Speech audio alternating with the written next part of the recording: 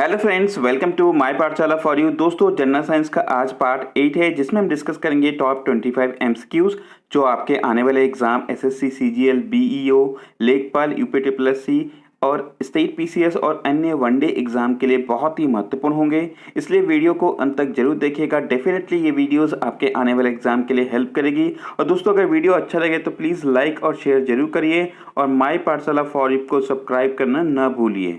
चलिए स्टार्ट करते हैं आज का सेशन। और आज का पहला क्वेश्चन यहाँ पे हम देखते हैं, निम्न में से किसके द्वारा दूध खट्टा होता है। तो देखिए, किसके द्वारा दूध खट्टा होता है, तो देखिए कि बैक्टीरिया के द्वारा दूध जो है एक तरह से खट्टा हो जाता है। ठीक है, देखिए दूध में पाया जाता है एक बैक्टीरिया जिसका नाम है एसिडाई लैक्टिसाई। एक बैक्टीरिया होता है जिसके कारण हम देखते हैं कि दूध खट्टा हो जाता है। ठीक है, और देखिए कि दूध में हम देखते हैं कि ये जीवाणु पाए जाने के कारण क्या होता है, दूध का जो लैक्टोज शर्करा है इसका किण्वन यानी कि फर्मेंटेशन करके ये लैक्टिक अम्ल में कन्वर्ट कर देती है। ठीक है, जिसके कारण हम देखते हैं कि दूध खट्टा हो जाता है या दही बन जाता है। ठीक, देखिए एक चीज़ आप ध्यान रखेंगे कि दूध की शुद्धता नापी जाती है, यानी कि जो उसके घनत्व नापा जाता है वो कैसे नापा जाता है। लैक्टोमीटर एक यंत्र है जिसके द्वारा दूध की शुद्धता को नापा जा सकता है, इनकी पता लगाया जा सकता है। ठीक है, चलिए अगला क्वेश्चन देखते हैं, पहली बार परमाणु बम कहाँ फेंका गया था।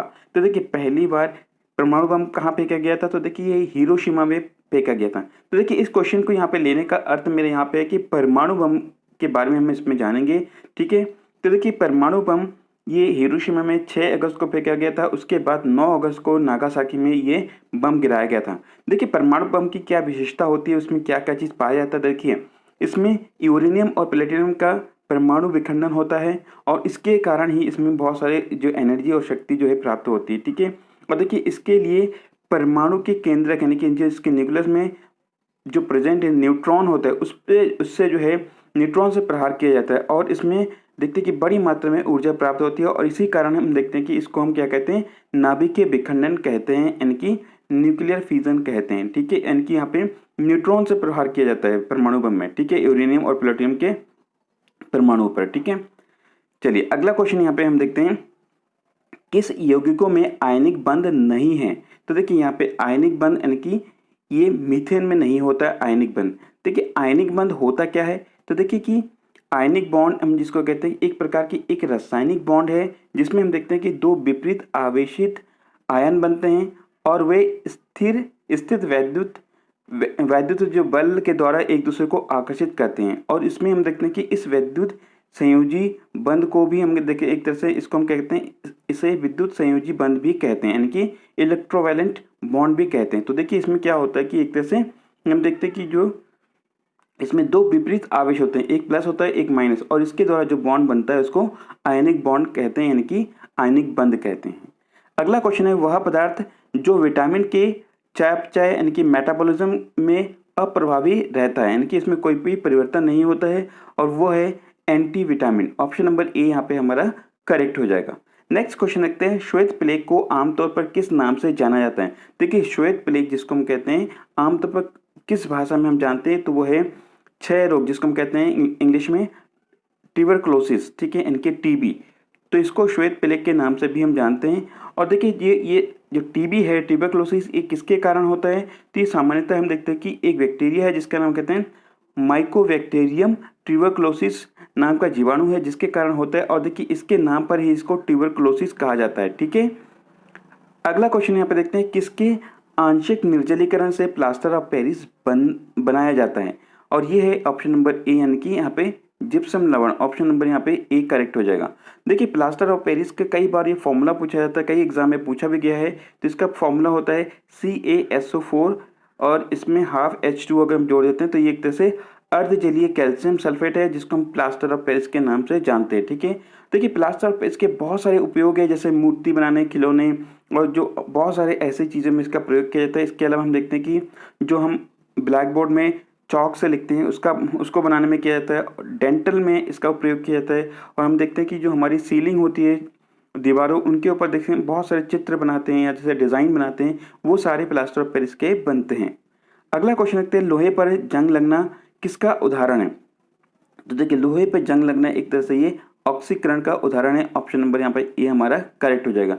देखिए ऑक्सीकरण क्या होता है, एक ऐसी रासायनिक क्रिया होती है जिसके फलस्वरूप हम देखते हैं कि किसी तत्व या यौगिक में विद्युत ऋणात्मक परमाणु का अनुपात बढ़ जाता है, या हम दूसरे शब्दों में कह सकते हैं कि उसमें विद्युत धनात्मक परमाणु का अनुपात कम हो जाता है, जिसको हम क्या कहते हैं, ऑक्सीकरण कहते हैं। इसका एक एग्जाम्पल आप ये देख सकते हैं। ठीक है, नेक्स्ट क्वेश्चन यहाँ पे हम देखते हैं शैवालों की कोशिका भित्ति किसकी बनी होती है।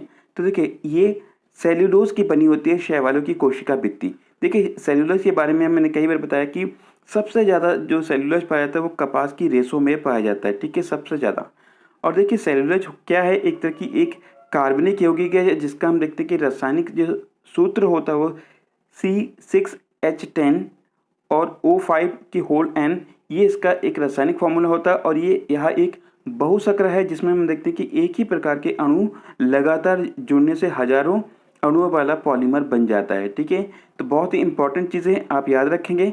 नेक्स्ट क्वेश्चन देखते हैं, ऑसिलोस्कोप द्वारा किससे उत्पन्न तरंगों को देखने में मदद मिलती है। तो देखिए ऑसिलोस्कोप एक ऐसा यंत्र है जिसमें हम देखते हैं कि ध्वनि द्वारा उत्पन्न तरंगों को देखने में हमें मदद मिलती है। ठीक है, ध्वनि द्वारा।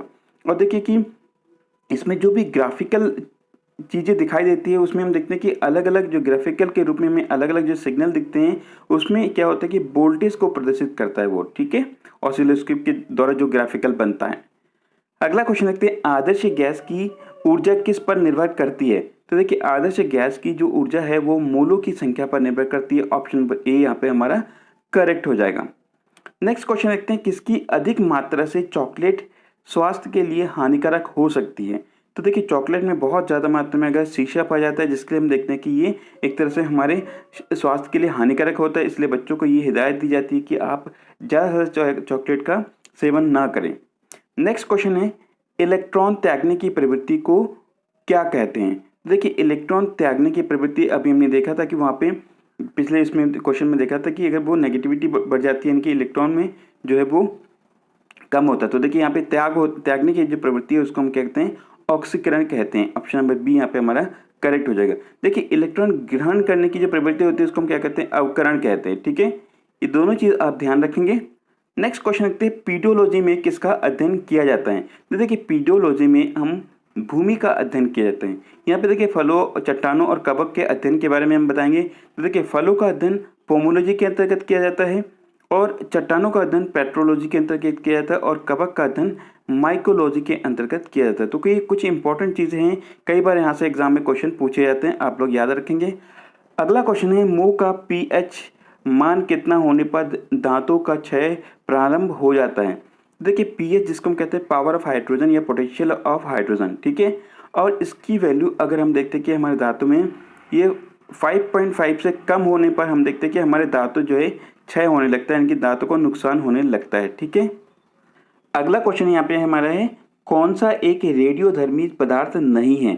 देखिए रेडियोधर्मी पदार्थ कौन सा नहीं है, तो यहाँ पे एल्यूमिनियम यहाँ पे रेडियोधर्मी पदार्थ नहीं है। बाकी पोलोनियम हो गया, थोरियम और यूरेनियम, ये सारे हमारे रेडियोधर्मी पदार्थ हैं। देखिए रेडियोधर्मी पदार्थ के बारे में मैंने पहले भी बताया, एक बार दोबारा रिपीट करता हूँ कि देखिए कोई भी हमारे प्रकृति में पाए जाने वाले ऐसे पदार्थ जो स्वयं विघटन होने के कारण उनमें से जो विकिरण निकलती है, और हम देखते हैं कि यहाँ हम देखते हैं किसी परमाणु में से अस्थिर विकिरण ऊर्जा के रूप में बाहर आती है, और ऐसे तत्व को हम क्या कहते हैं, एक तरह से रेडियोधर्मी पदार्थ कहते हैं। ठीक है, यानी कि उसमें स्वतः जो है एक तरह से विकिरण ऊर्जा ये सब चीज़ निकलने लगती है। ठीक है, देखिए रेडियो एक्टिविटी की खोज सबसे पहले एंटोनी हेनरी बैकुरल ने की थी। ठीक है, ये चीज़ ध्यान रखेंगे। और बाद में मैडम क्यूरी और उनके हस्बैंड पियरे क्यूरी ने इस रेडियो एक्टिविटी की जो खोज की थी यूरेनियम से, और उसके लिए उनको जो है बाद में भौतिकी में नोबेल पुरस्कार भी दिया गया था। अगला क्वेश्चन देखते हैं,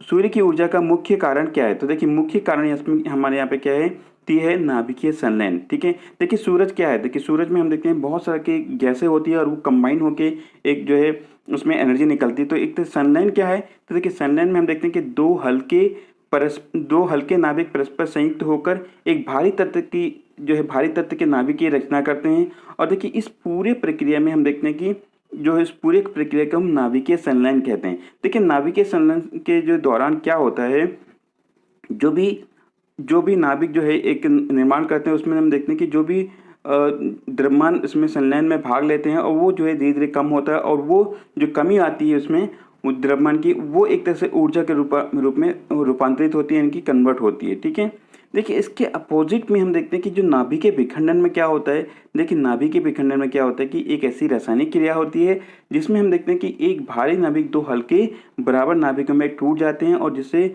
बहुत सारा ऊर्जा निकलती है, एनर्जी निकलती है, और इसको हम क्या कहते हैं, विघटन या विखंडन, या हम कहते हैं फ्यूजन कहते हैं। ठीक है, नाभिकीय विखंडन या फ्यूजन कहते हैं। नेक्स्ट क्वेश्चन यहाँ पे देखते हैं, म्यूटेशन शब्द किसने दिया था। तो देखिए म्यूटेशन शब्द सबसे पहले दिया था ह्यूगो डी ब्रीस ने सबसे पहले म्यूटेशन शब्द का प्रयोग किया था। ठीक है, देखिए म्यूटेशन की अगर हम बात करते हैं, देखिए कि म्यूटेशन होता क्या है। तो देखिए जीन में अचानक परिवर्तन जो एक पीढ़ी से दूसरी पीढ़ी के लिए लाभप्रद होता है, जिसको हम कहते हैं उत्परिवर्तन या म्यूटेशन कहते हैं। ठीक है, तो ये देखिए इंपॉर्टेंट चीज़ें यहाँ पे देखेंगे कि एक पीढ़ी से दूसरी चीज़ में जाने वाले जो अचानक परिवर्तन हम देखते हैं जो लाभप्रद हैं, उसको म्यूटेशन के रूप में जाना जाता है। अगला क्वेश्चन यहाँ पे है, आंख में प्रवेश करने वाली प्रकाश की मात्रा को नियंत्रित कौन करता है। तो देखिए इसको नियंत्रित करने के लिए परितारिका इनकी आइरिस ये नियंत्रित करता है। देखिए कुछ लोग ये कंफ्यूज होंगे कि पुतली इनकी जो पीपल होता है वो, लेकिन नहीं है। देखिए एक्चुअल में क्या होता है कि जो आइरिस है, जिसको हम परितारिका, ये इसका काम क्या होता है। तो देखिए ये एक तरह इसका कार्य होता है पुतली के आकार को अनुकूलित करना, इनकी कंट्रोल करना इसका काम होता है। और देखिए कि जब भी आंखों में कोई भी प्रकाश प्रवेश करता है, तो देखिए अगर तो पुतली क्या होता है कि अधिक फैलती है। ठीक है, तो देखिए कि अगर हम देखेंगे कि बहुत तेज प्रकाश अगर पड़ेगी आंखों में तो वो सिकुड़ जाती है, और अगर अंधेरे में होगा, कम रोशनी होगी, तो वो फैल जाती है। तो देखिए एक तरह से आइरिस जो हमारी पुतली है इस फिगर में देख होंगे, उसको कंट्रोल करती है, इनकी उसको सिकुड़ने का, इनकी उसको जो फैलने का काम करती है। और इसी तरह से हम देखते हैं कि आइरिस ये हमारी एक तरह से जो आंखों में प्रवेश करने वाले प्रकाश को नियंत्रित करती है, इस तरह के पीपल के माध्यम से। ठीक है, अगला क्वेश्चन देखते हैं, बिना धार वाले चाकू से चीजों को काटना मुश्किल क्यों होता है। तो देखिए इसका क्या कारण होता है। इसमें क्या होता है कि बिना धार वाले चाकू दिए गए बल के लिए दबाव को कम कर देता है। तो देखिए इनकी इसका क्या कारण है। देखिए कि आपको पता होगा कि जो दाब का फॉर्मूला होता है वो F/A होता है। ठीक है, तो यहाँ पे अगर कम धार वाले जो चाकू होंगे उसका क्या होगा, क्षेत्रफल ज़्यादा होगा, और अगर नुकीला चाकू होगा उसका क्षेत्रफल, यानी कि जहाँ पे काटने वाली होती है वहाँ पे वो क्षेत्रफल इसका जो है कम होगा। ठीक है, तो इसलिए क्या होता है कि अगर ये नीचे वाला अगर बढ़ेगा तो ये क्या होगा, कम हो जाएगा, तो यानी कि जो हमारा दाब होगा वो कम होगा। तो इसीलिए हम देखते हैं कि बिना धार वाले चाकू पे दबाव कम लगता है और सिम काटने में तकलीफ होती है, ज़्यादा मुश्किल होता है। नेक्स्ट क्वेश्चन देखते हैं, एक आवेशित वस्तु जब किसी दूसरी आवेशित वस्तु अथवा अनावेशित वस्तु पर बल लगाती है तो उस बल को क्या कहा जाता है। तो इस बल को कहते हैं स्थिर वैद्युत बल कहा जाता है। ऑप्शन नंबर ए हमारा करेक्ट हो जाएगा। अगला क्वेश्चन देखते हैं, अवस्तंभ मूल जिसको हम कहते हैं स्टील रूट किस में पाई जाती है। तो देखिए गन्ने में एक तरह से हम देखते हैं कि स्टील रूट पाया जाता है। देखिए आपने देखा होगा कि बरगद के पेड़ पे जो देखो ऊपर से जड़ लटकती हुई हमें दिखाई देती है, उसको स्तंभ मूल कहते हैं। ठीक है, और ये क्या था, अब स्तंभ मूल जो हम देखते हैं गन्ने में पाई जाती है। ठीक है, नेक्स्ट क्वेश्चन देखते हैं, पौधे नाइट्रोजन को किस रूप में लेते हैं। तो देखिए नाइट्रोजन को पौधे एक तरह से नाइट्रस के रूप में लेते हैं, और देखिए होगा कि जो दलहनी फसलें होती है उसमें सबसे ज़्यादा जिसमें वो नाइट्रोजन उत्पन्न करते हैं। ठीक है, जो हमारी एटमॉस्फेयर की जो नाइट्रोजन है उसको एक तरह से वो कन्वर्ट कर देती है, और वो जो है हमारे नेक्स्ट फसल के लिए वो लाभप्रद होती है। अगला क्वेश्चन देखते हैं, रक्त जमने में कौन सा तत्व सहायक होते हैं। तो देखिए रक्त जमने में देखिए कि यहाँ पे कैल्शियम तत्व भी सहायक होते हैं, और देखिए रक्त का थक्का जमने के लिए यहाँ पे विटामिन के की जरूरत पड़ती है। लेकिन यहाँ पे तत्व पूछा है तो यहाँ पे इसमें ऑप्शन में केवल यहाँ पे Ca दिया हुआ है।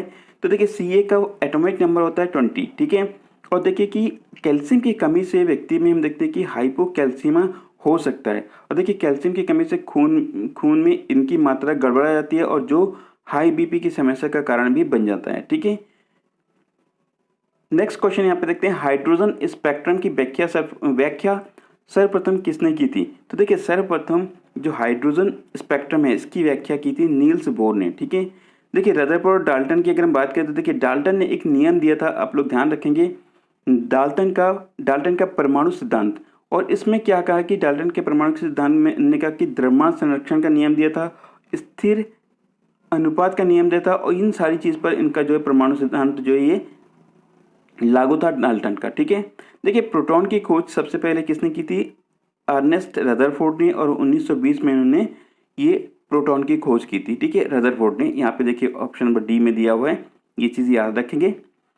और आज का लास्ट क्वेश्चन है, बैटरी में किस प्रकार के एसिड का प्रयोग किया जाता है? तो देखिए बैटरी में एक तरह से सल्फ्यूरिक एसिड यानी कि H2SO4, ठीक है, ये एक तरह से प्रयोग किया जाता है बैटरी में। देखिए दो प्रकार के हम बैटरी हम देखते हैं, एक होता है प्राथमिक सेल या प्राथमिक शुष्क सेल, जो एक बार डिस्चार्ज होने पर पुनः उसको डिस्चार्ज नहीं किया जा सकता, जैसे जिंक कार्बन सेल।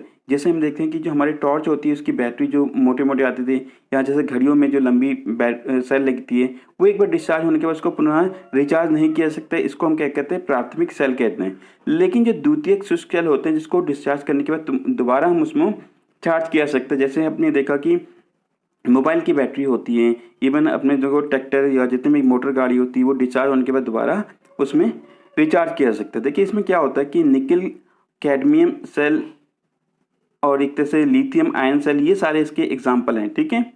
अब आपके लिए आज का क्वेश्चन है, पीडोलॉजी में किसका अध्ययन किया जाता है? ठीक है, तो इस क्वेश्चन का आंसर आपको कमेंट बॉक्स में बताना है। और दोस्तों वीडियो बनाने में बहुत ही मेहनत लगती है, आप लोग प्लीज़ लाइक जरूर करिए, शेयर करिए और अपने स्टडी रिलेटेड ग्रुप में जरूर शेयर करिए। Thank you for watching this video. Have a wonderful day ahead and happy independence day.